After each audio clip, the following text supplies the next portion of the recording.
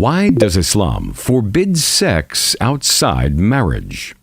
Everything in the world is composed of small units, just like a house is built with bricks. Likewise, society consists of multiples of a small unit, which is the family. Despite its dislike of divorce, Islam permits it as a necessary remedy when things go wrong. It encourages the preservation of the family because it is the most important institution in human society. Sex outside the marriage bond reduces the family into an institution that imposes unnecessary burdens. Why should a man fork out money and take on responsibilities when he can have his pleasure in casual relations that are easily terminated, just like one uses and discards a used disposable napkin? Nothing is more detrimental to proper relations and the family institution than the radical and polarized movements that marginalize the other sex. Feminist movements start with a premise that is contrary to the nature of women. They imagine that they help women when they advocate free and unrestricted sex. They call on women to behave exactly like men, regardless of the physiological and psychological differences between the two sexes. This has led to the emergence of a generation that considers the marital relation too restrictive, when it's the fundamental bond that promotes social security. This generation asks, why should one burden oneself with children and commitments? The question is, where does this lead us? The result is that 16% of world children grow up with only one parent. The figure is even higher in Western countries which do not encourage the continuity of the family.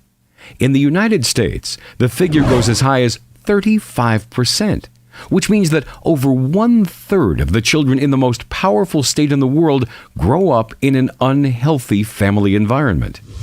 80% of such children live in families where the mother is the only parent, while their fathers leave to find other women. In Canada, the figure is 22%, while it's 21.5% in Britain. It is the children that suffer most as a result. Studies show that divorce and the breakup of family leave adverse effects on children as they feel unsettled, excitable, and unsociable, in addition to having problems with their studies. Islam describes marriage in intimate terms, as in the Quranic verse that says, وَمِنْ آيَاتِهِ أَنْ خَلَقَ لَكُم مِّنْ أَنفُسِكُمْ أَزْوَاجًا لِتَسْكُنُوا إِلَيْهَا وَجَعَلَ بَيْنَكُم مَّوَدَّةً وَرَحْمَةً إِنَّ فِي ذَلِكَ لَآيَاتٍ لِقَوْمٍ يَتَفَكَّرُونَ. Islam rejects the culture of free and unrestricted sex, which reduces the intimate relationship between husband and wife to something akin to a takeaway meal. It then aims to satisfy a transitory desire instead of being the result of a rational decision to form a life partnership.